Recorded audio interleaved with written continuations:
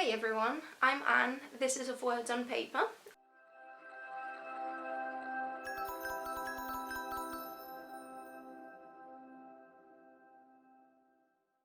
And today, I don't know if you can tell, but today I've been having a very good hair day. And I've been trying a few new products for my hair.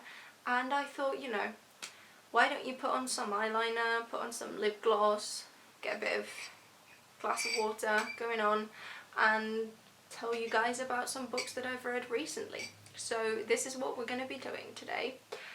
I'm going to be telling you guys about the books that I've read in the past 12-13 days, ever since I did the 24-hour readathon that I did at the end of August, and I vlogged that. You can watch that if you like, I'll link it down below.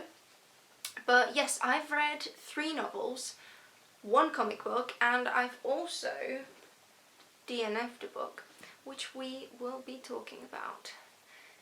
But first of all, let me tell you about The Bone Season by Samantha Shannon.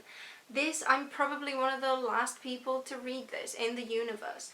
The story goes that I read The Priory of the Orange Tree in June of this year by Samantha Shannon, and I really liked it. It made me want to get back to reading fantasy again, which was great. And so obviously when I finished it, I was like, what else does this woman have? What else has this woman written? And I started with this series. Ooh, it's gone dark. Okay, it's fine. We'll carry on. So yes, this is a series that is unfinished at the moment.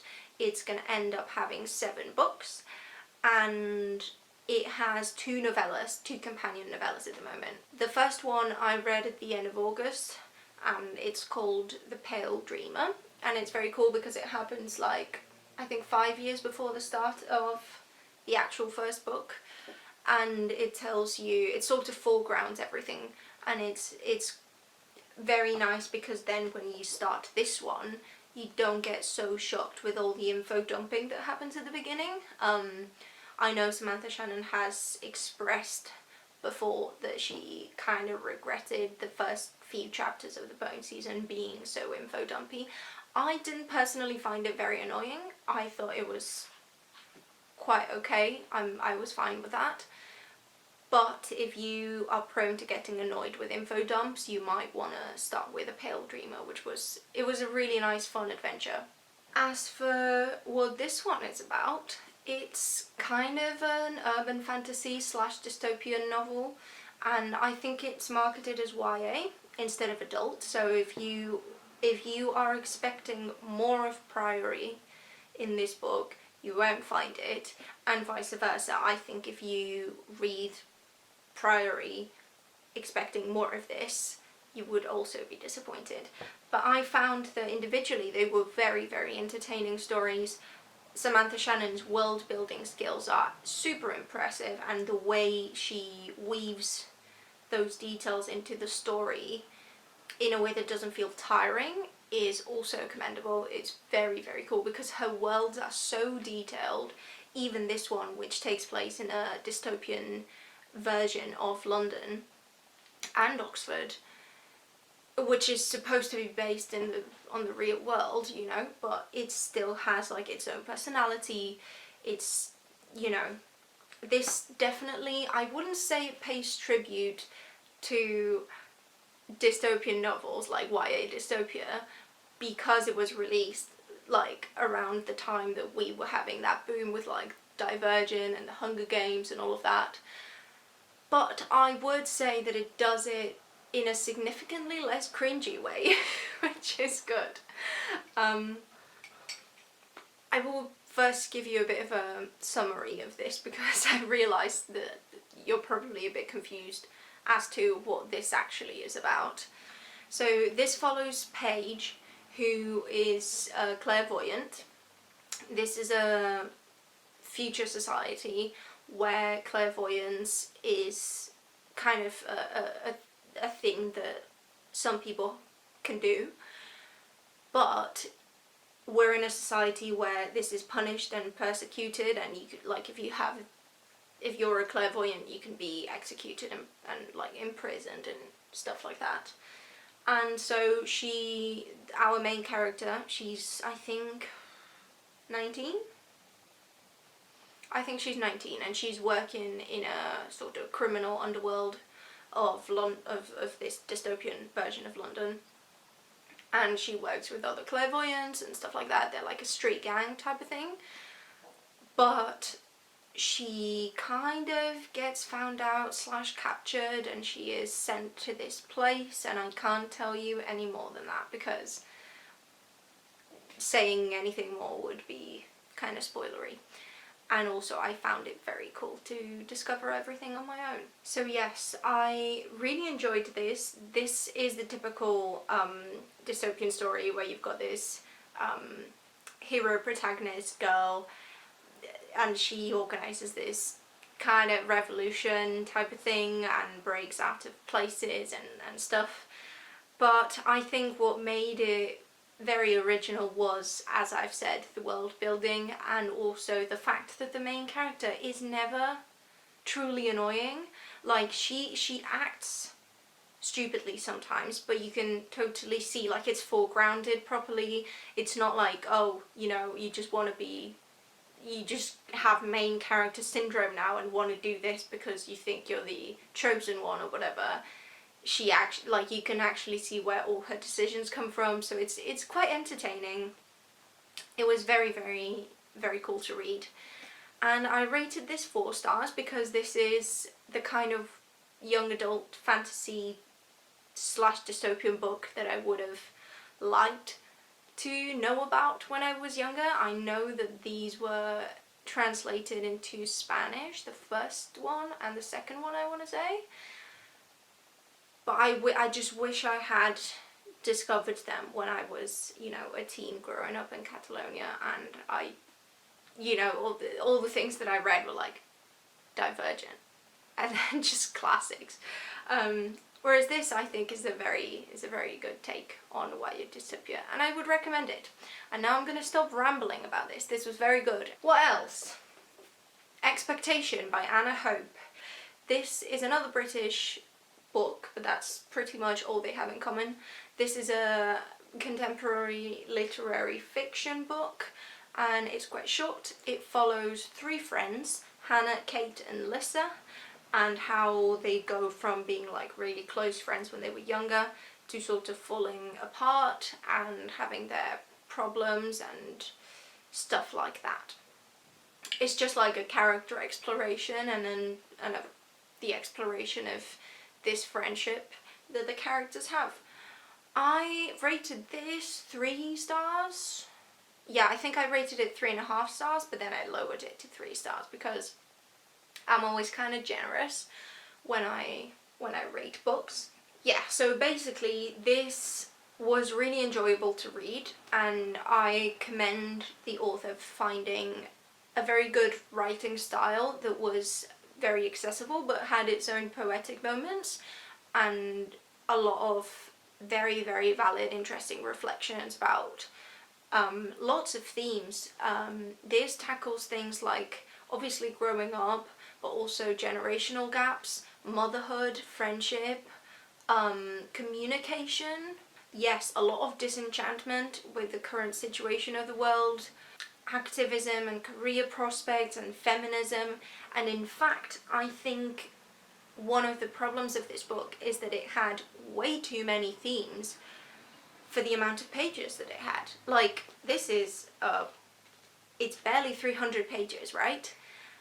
And yet it started to explore all these topics in such a valid way that I feel that this author could have done with a lot more pages, and it would have been enjoyable to read. I know that like longer books are harder to market, and this has been marketed as like this, you know, bestseller, like contemporary lit. You know, all the quotes are like, you know, if you wish that normal people had talked about female friendships, you can try this, and it's marketed as a book like that. So it couldn't have been very long because of marketing reasons probably, but it should have been, because I think Anna Hope is really good at exploring these themes. There is like, this book is about very privileged women. Don't get me wrong. It's not diverse. It's not a diverse book. So if you're looking for that, you won't find it. There is a lesbian couple, and they are friends with one of the characters, and they're also black, but most people in this book are white and straight, and you know, so it's not very good on that front. But one of the things is that the author does, like, it transpires through the book that the author knows that she's writing about this hugely privileged type of person in London. And, you know, a lot of the observations in this book did resonate with me a lot, especially the ones about the generational gap, how, you know, what world are we leaving to those younger than us. There's a lot of conversations between mothers and daughters, and how their mothers were, like, fighting for a lot of things that maybe the daughters don't want to pursue, maybe, and how activism changes through generations and stuff like that. You know, in my Goodreads review, I did write down that, as funny as it might seem, I would trust Anna Hope to write a book like what A Little Life would have liked to be, because I think this is the kind of character exploration and friendship exploration that A Little Life was going for, but it just doesn't have all the tragedy porn and all the sad shit people that the novel did not need. And yeah, I did like it, but I just think the themes drag it down. I think it should have been explored over the course of a longer book, which is sad, because it's basically a novel that's got potential, but because of constraints, whatever those might be, it didn't quite get to the level of memorable book that I will remember. I will keep it though. I won't. I've been selling a lot of the books that I'm just not attached to, or I won't remember, but this I might keep and reread. I would reread this book probably. Another observation I want to make before I move on is that don't expect the people here to show that they're actually friends. It's very sad, because you think, I don't know, surely friendships are more than this, because they're like, they're kind of awful to each other, and you're told and shown that they were really good friends when they were younger, but like, in the present timeline, you get some flashbacks of them when they were younger, but then in the present timeline, they're literally awful to each other, so I don't know. And then, shall we talk about the DNF now? Because in fact, I remembered that The Bone Season was the first book I read after the Rory Gilmore Readathon, because it was what I was feeling like reading at that moment, and I really needed something to distract myself, because the last book that I started in that readathon was The Shining by Stephen King, and this messed up my life for 2 nights, and after 2 nights of not sleeping and going to bed at 6 a.m. when the sun was coming up, you know, I decided, let's not torture ourselves with this, maybe it's just not for you. And I stopped reading it, because I don't know, again, it's like Fight Club, I'm super late to this party, right? But this was so freaking scary. And it makes me sad that it was so scary that I couldn't continue, because I really enjoyed the character exploration in this. I really enjoyed, like, the family dynamics. It was so well written. It was not obvious. The characters were not archetypes. I feel like when one thinks of The Shining as in the movie, which I've never watched and I will never watch, but one thinks of like these really archetypal characters, and like the mother, you know, in the bathroom, and the guy is like coming in, and it's this like scary face, scared face that she makes, right? It's like a meme at this point. Whereas the characters in the book, they were so three-dimensional. They were like, they had their good things, they had their bad things. You could literally picture them, and they were very, very real, right? But the rest was just so absolutely terrifying. So I lasted 167 pages. That's how long I lasted. And after 2 nights without being able to sleep, you know, I just thought I would DNF it. And in fact, if you want to buy this book from me, please take it. I've got it on my Depop listed. Because it's so sad, because I literally bought it just for the readathon, and then 3 days later I was like, nah, I'm not gonna read this. I'm never gonna read this. So yeah, that was my brief stint with The Shining. I might give Stephen King's books another go with other ones, because apparently, you know, this is one of the most scary ones, and maybe I shouldn't have started with that one, but it was on the Rory Gilmore reading list, so at least I can say I've tried. I will count it as read. I do count books that I don't finish as read, because I'm never going to go back to them, so yes. And now I'm going to talk about a comic book that I read. And this was really cool, because I was browsing through NetGalley, as you do, but I found this comic book on there called Backtrack. I'll put the cover here. And I thought it was really, really fun. It sounded super cool, so I decided I would give it a go, and because it was a comic, there was less possibilities that I would take ages to read it, because, you know, it's a comic, it reads fast, it's cool. I quite liked it. I wouldn't say it's a 4 or a 5 star, maybe a 3.5 star as well.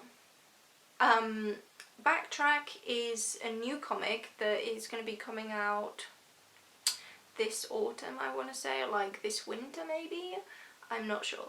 But it's a comic book about Alison Levi, and she is a criminal. And so the comic starts when she is approached one day by this guy, and he's like, I have the opportunity of your life, and if you want to, you can erase one thing from the past, or like fix one thing in your past, if you win this car race. And she's like, okay, cool, you know, let's try. Worst case, yeah, I don't win, right? You know, the fun thing is, these people that organize the race are people from the future that have this technology that allows them to go back and forth in time. And so each part of the race will go through a different period in time. So you know, the first phase of the race, you go through like Constantinople, and they have to survive these like soldiers that want to kill them, and then they have a pit stop, and the next phase is like they're going through the Cretaceous, yeah, dinosaur time.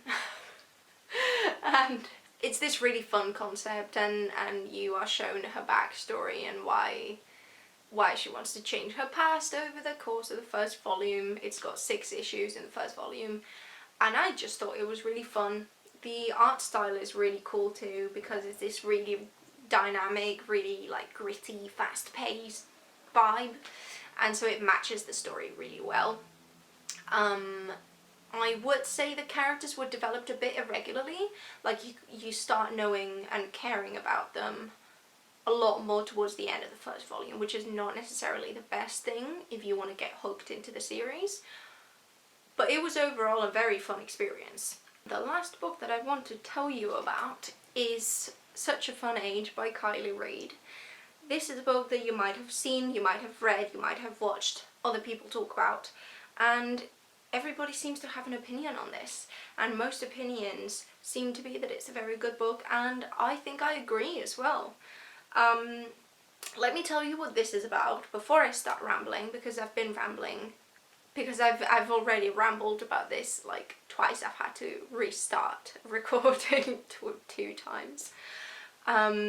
This is about Amira, and Amira is a babysitter. She's a young black woman, and she babysits this this 3-year-old girl called Briar, and Briar is from a very rich white family. Well, yeah, kind of, yeah, rich, rich family.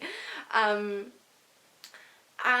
one night, someone throws an egg at the window of this family's house, and Emira gets called by her boss, Briar's mum, to take Briar to the grocery store, because Briar just loves looking at packets of tea and, I don't know, granola bars and stuff like that. She just finds things interesting. And so Emira takes Briar to the grocery store. And at the grocery store, a white old woman calls security on Emira because she thinks that she's kidnapping this girl, which is fucked up. And basically the situation gets sorted. The dad of this girl arrives, and once the white old man arrives, everything is fine. But then what follows is basically an exploration of the little girl's mother, Alex, Emira, and also Kelly, who is a guy that was there when the thing at the supermarket happened, and he recorded her just in case she wanted to press charges or something. And he meets Emira, they start talking, they get together, they are a couple for a while. And I would say, if I had to describe this, I would say it's basically an exploration of white privilege, assimilationist racism, and performative activism through the exploration of these 3 characters. I mean, Briar, the little kid, is kind of a main character in her own right. She's the coolest. I thought she was one of the best characters in the novel. I think Kylie Reid actually captured the voice of a toddler really, really well. She's super, super intelligent, but in this way that kids are starting to like grapple with the world however they can, and it was really lovely to read. Emira was also a really cool character. It was kind of sad because the first half of the book is just her being like, why are you making a big deal out of me and my race and everything that happened, just so that you guys can feel better with yourselves. I would say that's the point of this book. All the characters are very unlikable except for Emira and the little girl. The ending was very cathartic, I have to say. I really enjoyed the ending. My qualms with the book are pretty much just related to the pace. I thought the pace of this book was very irregular. The first half is really slow, but if you can power through the first half, the second half is really hectic, a lot of stuff happens. What else can I say? Yes, some people said that the characters didn't really develop, which is true, except Emira. She does have a bit of a character arc, but other than that, yeah, the shitty racist characters stay shitty and racist. And in a way, it's like only they can make the process of like examining why everything that they're doing is shitty.